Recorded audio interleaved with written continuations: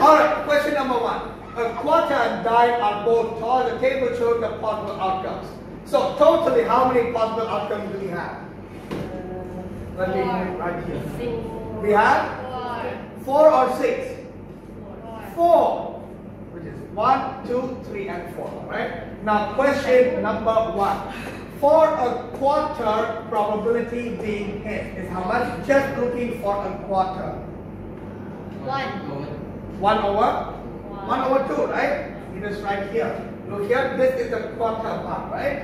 In the quarter, for us getting heads, we have heads here and we have heads here, correct? Which is 2 over 4, which is 1 over 2, right? Does that make sense? Or we can only look at just the quarter. When we toss a quarter, the probability of getting heads is 1 over 2, right? What is the probability of tossing a coin and getting tails? 1 over 2. So each one of them are 1 over 2. Next one.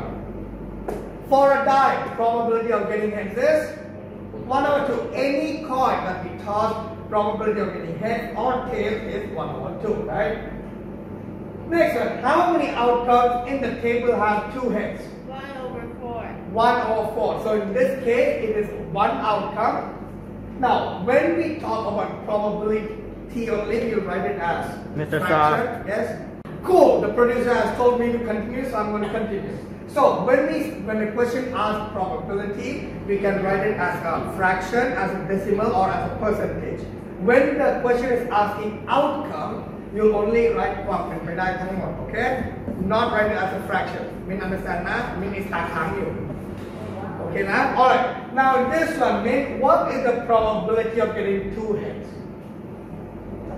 1 over 4. 1 over 4. That's going to be 4 outcomes, and 2 heads will be 1 over 4. Very good. Next one, I want good to answer. Whatever the next question is.